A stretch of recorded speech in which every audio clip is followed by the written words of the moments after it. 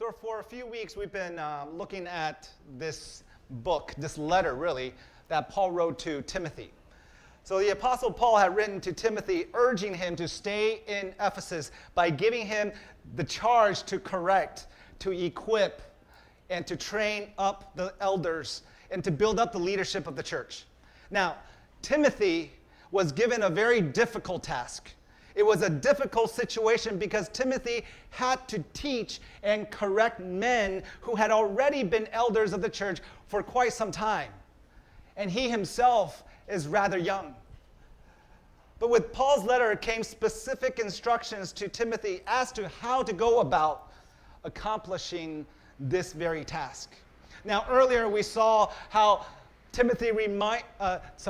Paul reminded Timothy, don't ever forget when we came upon and laid hands on you and we prayed for you, commissioned you, that God's presence was there, that you've been given this opportunity to do what you're doing now, not because it's a fluke, but it's purposed by Him, by God. And then in 1 Timothy chapter 4, Paul writes this, don't let anyone think less of you because you are young. How many of us feel like because we're young, we don't have a say or we don't have a voice? How many of us who are maybe a little older feel like those who are young really don't know what they're talking about? Be an example to all believers. This is what Paul reminds Timothy, to be an example to all believers in what you say, in the way you live, in your love, your faith, and in your purity. So what Paul is reminding Timothy is it's not because you've been given this position to do what you're doing in the church of Ephesus, but it is the way you go about doing. It's the way you live out your faith, your call, through being an example to all the believers, whether they're elders or they're your brothers and sisters who are just new to the faith. To be an example to all believers in what you say, in the way you conduct what you say, in the ways you go about living as a witness of His love, of His faith, and of your purity, because you take that seriously. Now, previously we saw Paul addressing the general theme of how we go about treating others has a lot to do with the way we see them. Okay? The way we go about treating others has quite a how should I say, like it's interconnected to the way we go and value them. I mean, think about it. The way you treat your family, who you love. Okay, because perhaps there's people in this room who would go about treating their family because there's a lack of love.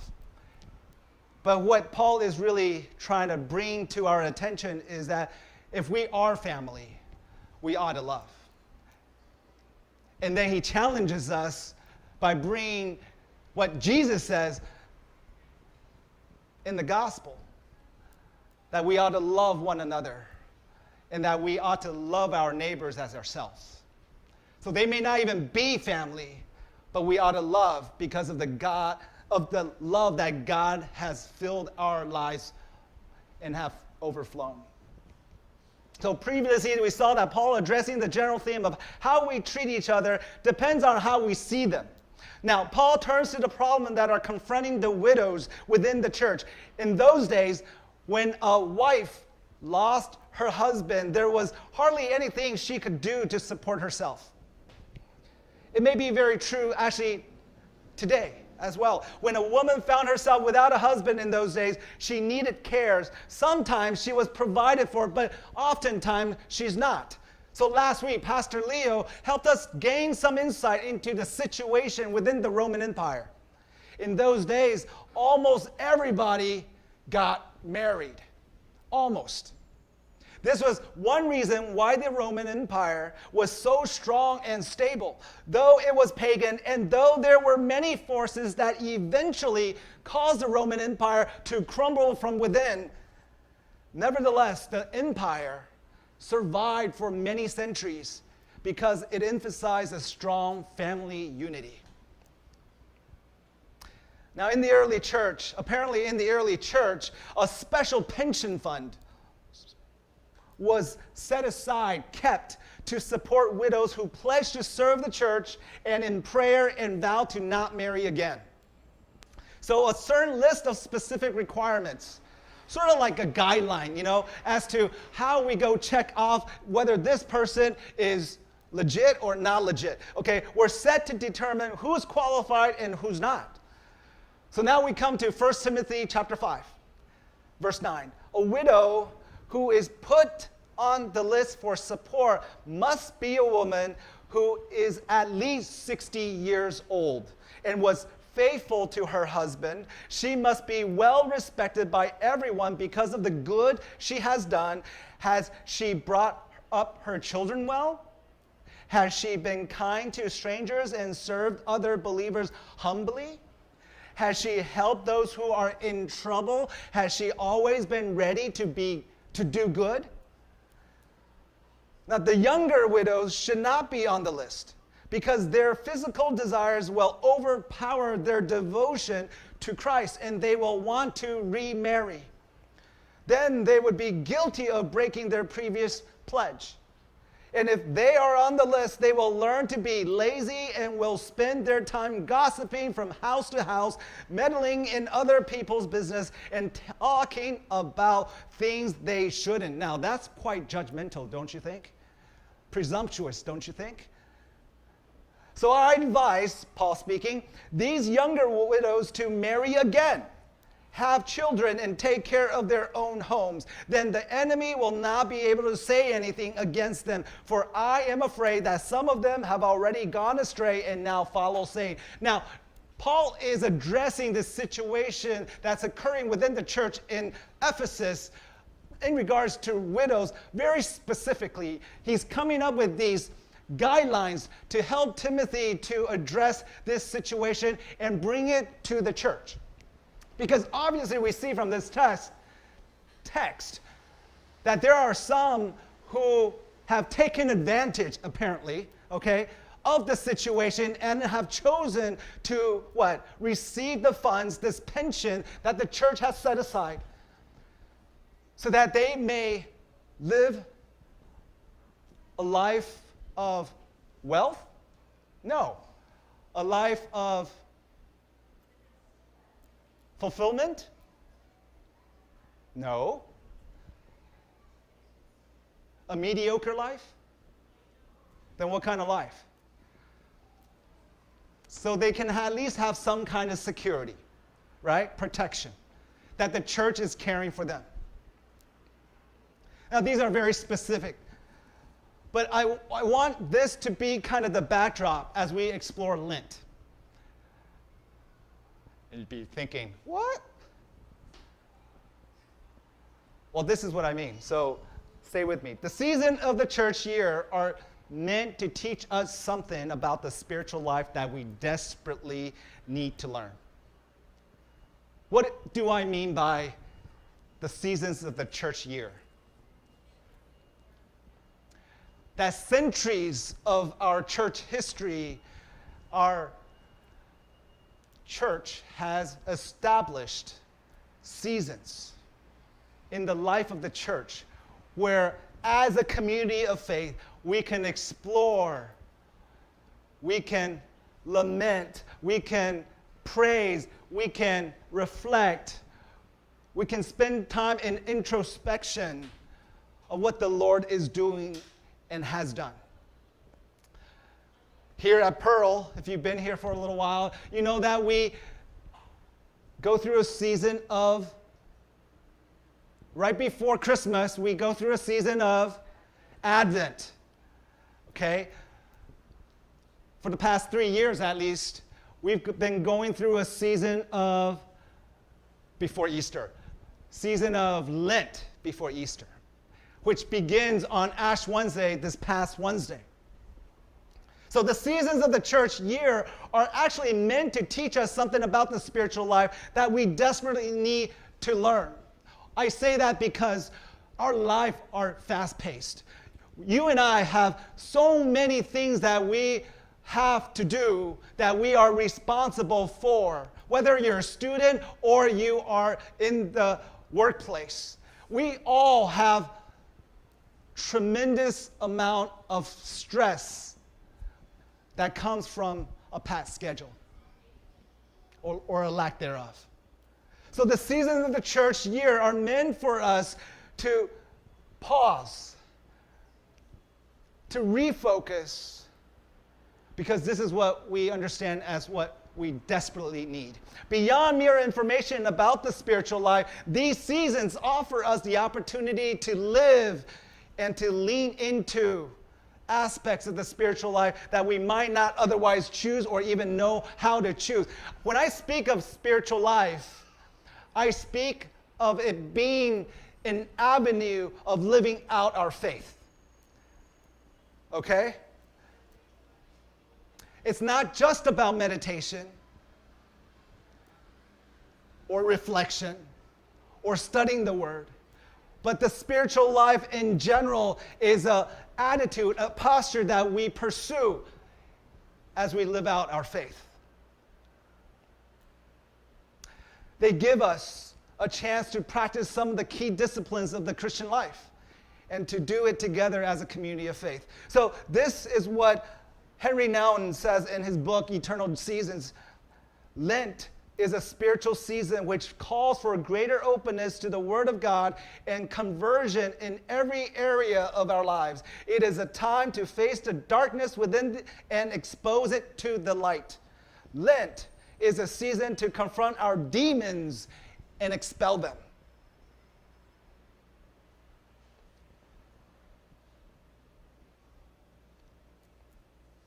Now, being human, you and I, we share our humanity. Being human is so complicated. We long for more in our spiritual lives, okay, our path to faith. But we're not always ready for the harrowing journey of living, suffering, death, burial, and resurrection. We want God as long as we can still have our successes. We like the idea of being on a faith journey as long as it doesn't require too much faith.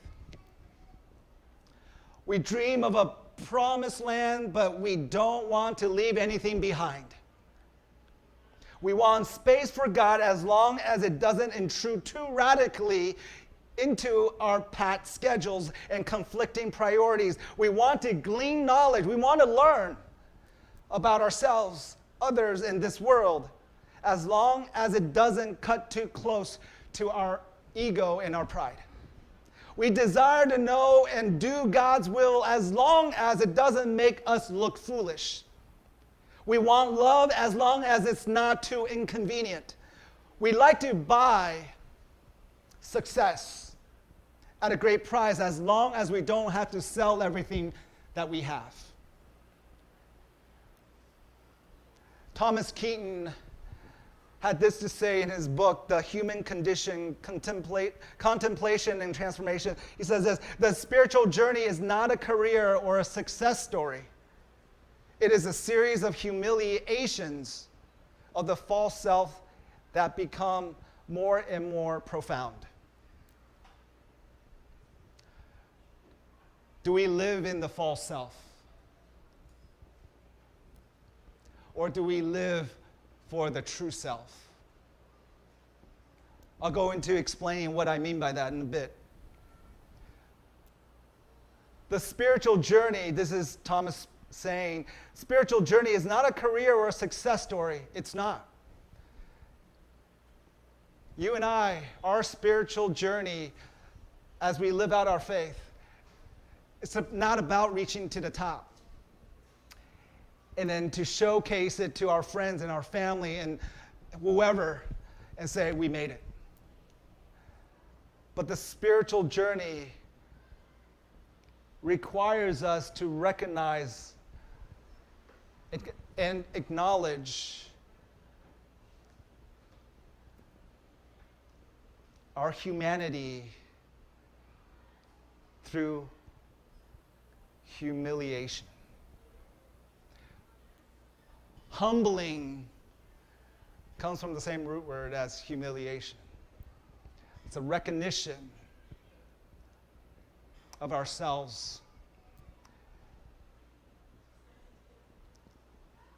The false self that becomes more and more profound. So you might be asking, really? Is this really the spiritual life that I've chosen to embark on?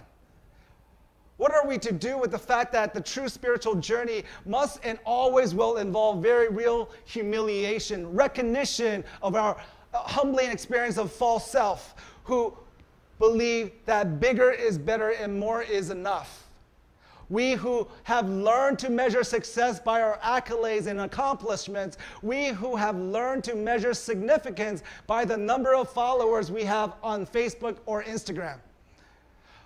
How do we who struggle to discern the difference between the true self and the false self, and who have in some cases gotten quite good at and proficient at harnessing the things of God, saying that it is for God or this is for Jesus, but all at the same time unable to surrender and to humble ourselves so that the true self can emerge. Now, there's an interesting passage in Matthew 6. And this is Jesus speaking. Verse 1, watch out, don't do your good deeds publicly to be admired by others, for you will lose the reward from your Father in heaven. When you give to someone in need, don't do as the hypocrites do, blowing trumpets in the synagogues and streets to call attention to their acts of charity. I tell you the truth, they have received all the reward they will ever get. But when you give to someone in need, don't let your left hand know what your right hand is doing. Give your gifts in private, and your Father who sees everything will reward you. When you pray, don't be like the hypocrites who love to pray publicly on the street corners and in the synagogues where everyone can see them. I tell you the truth, that is all the reward they will ever get. But when you pray, go away by yourself, shut the door behind you, and pray to your Father in private. Then your Father who sees everything will reward you. Then goes on to verse 16, and when you fast, don't make it obvious as the hypocrites do, for they try to look miserable and disheveled so people will admire them for their fasting. I tell you the truth, that is the only reward they will ever get. But when you fast, comb your hair and wash your face, then no one will notice that you are fasting, except your Father who knows what you do in private. And your Father who sees everything will reward you. Don't store up treasures here on earth where moths eat them and rust destroys them, and where thieves break in and steal. Store your treasures in heaven where moths and rust cannot destroy, and thieves do not break in and steal. Wherever your treasure is, there the desires of your heart will also be. In Matthew 6, Jesus draws to our attention these aspects of the human struggle, warning us that we can't take even the most spiritual acts and practices, like giving, praying, and fasting, and become quite masterful at promoting ourselves, drawing attention to ourselves. We've become quite good at rationalizing, making excuses, and defending ourselves rather than practicing the art of dying, the art of humbling, dying to that which is false within us so that what is truest in us can actually live.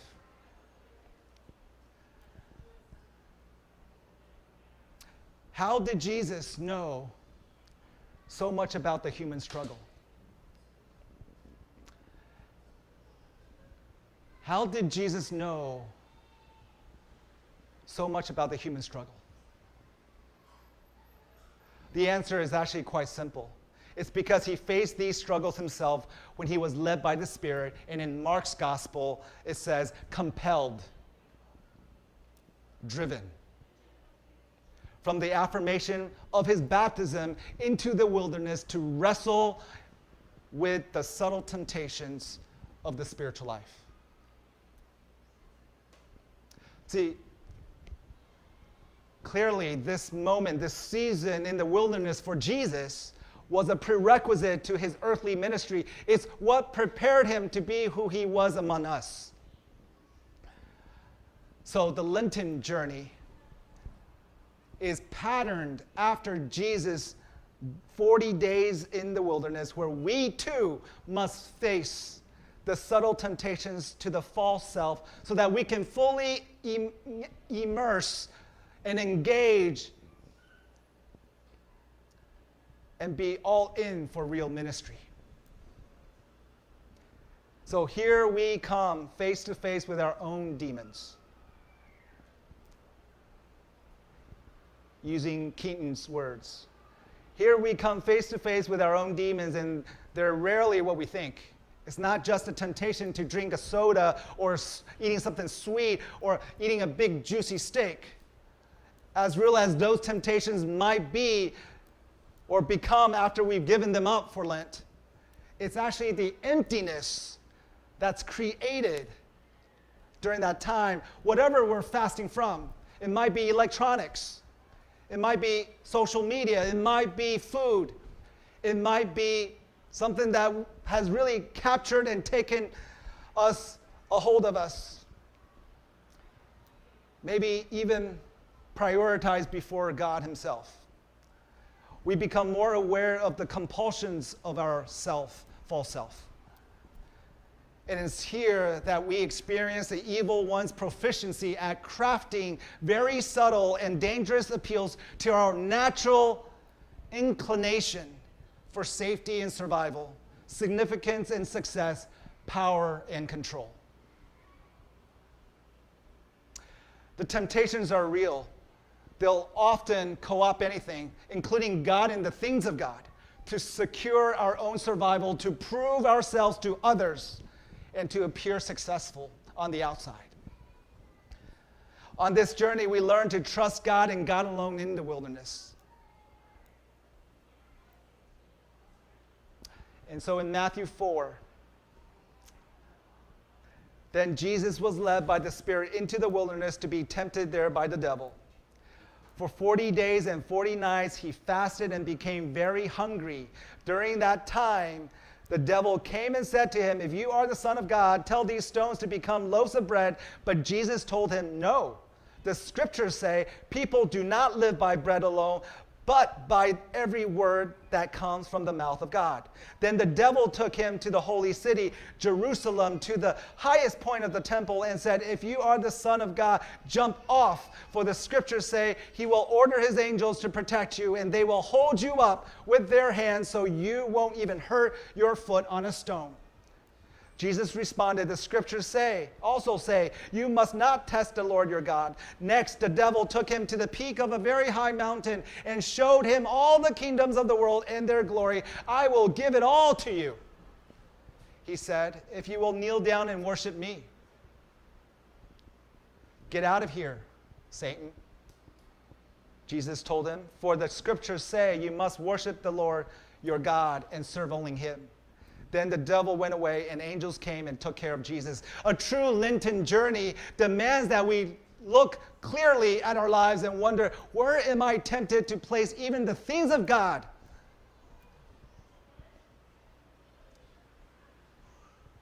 And to mask it as my true self. In what ways am I tempted to turn these stones into bread using whatever gifts and power God has given me in order to secure my own survival? Where am I putting God to the test, continually throwing myself down in a display of ministry heroics, or showing up in the lives of my friends or family in order to prove something to myself and others, expecting God to come to my rescue time and time again?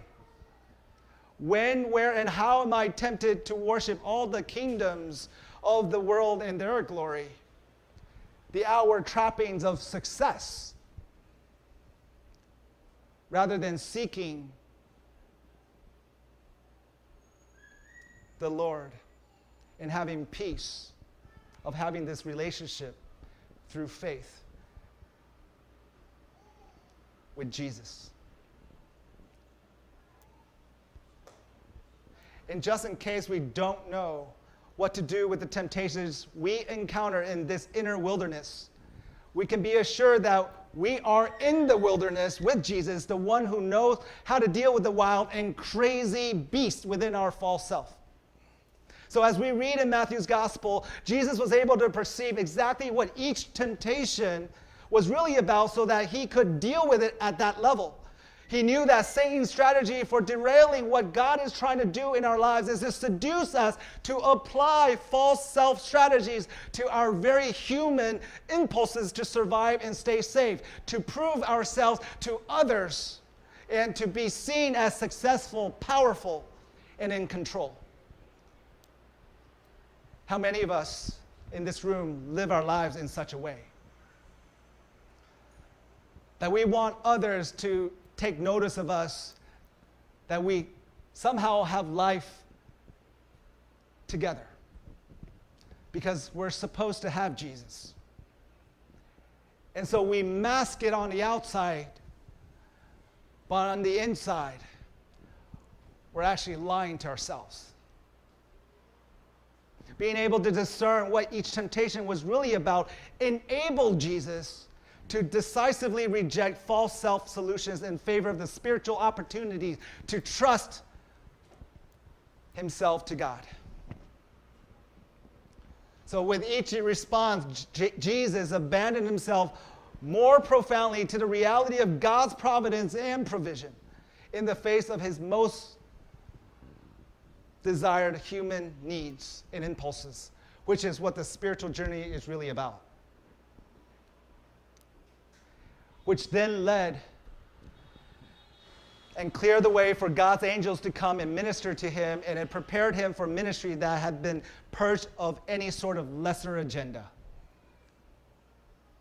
Now, Jesus' wilderness experience was the crucible that qualifies him to be our high priest, who in every respect has been tested as we are, but never sinned.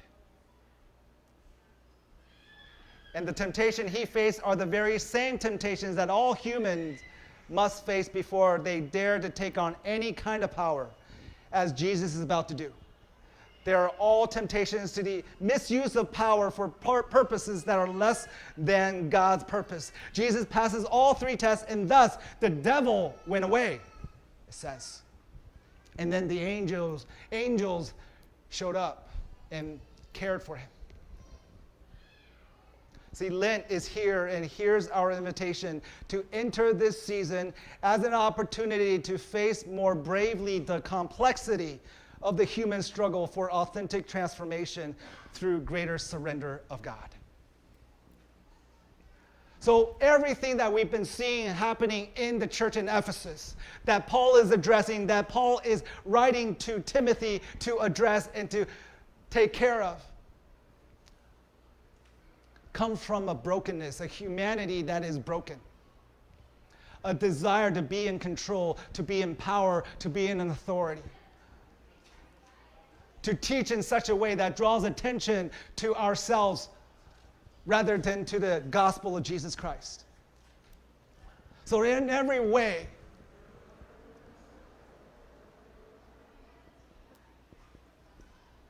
in this season, as we explore Lent, and as you consider joining us as a community of faith, this Lenten journey,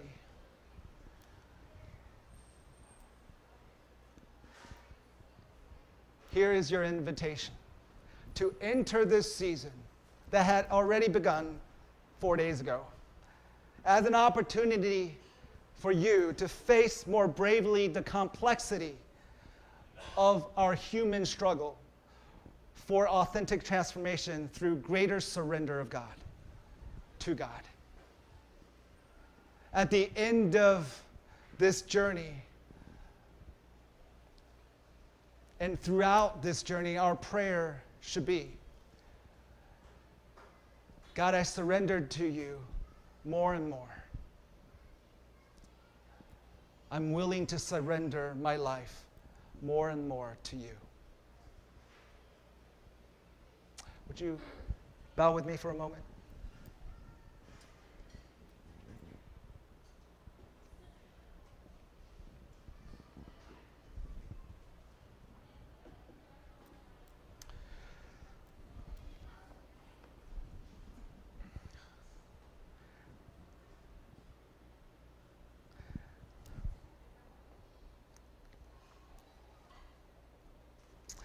God, in this room,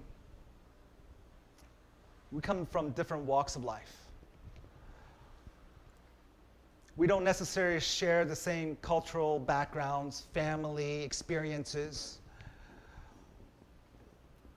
nor do we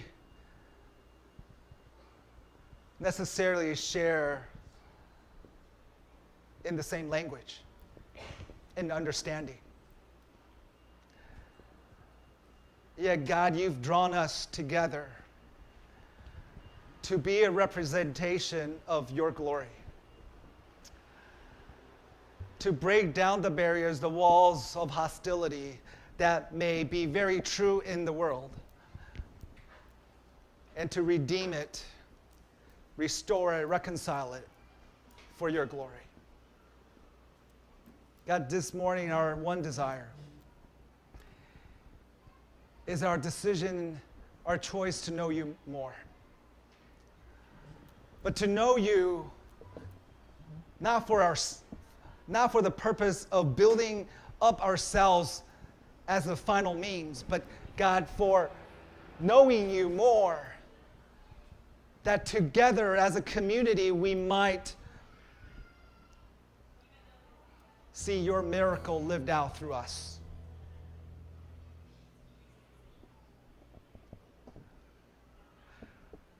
God, there's not much impact that any one of us alone could ever make in this world.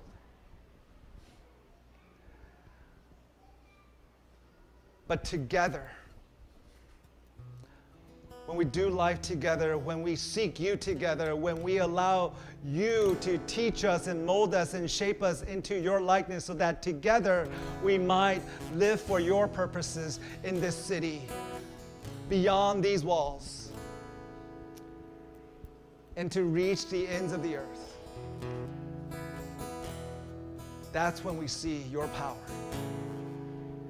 And that's when we see the miracle of what coming together, united as one, could ever be. God, in this season of Lent, that you have allowed us to have in these 40 days leading up to Easter,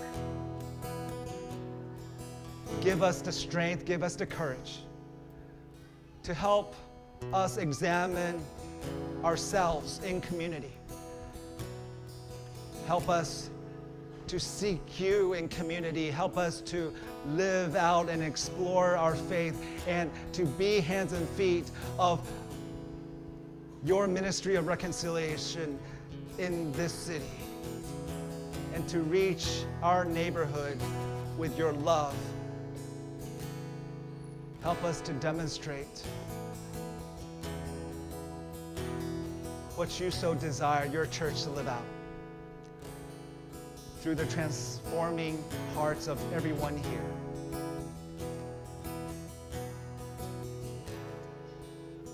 With you, all things are possible. Pray in Jesus' name.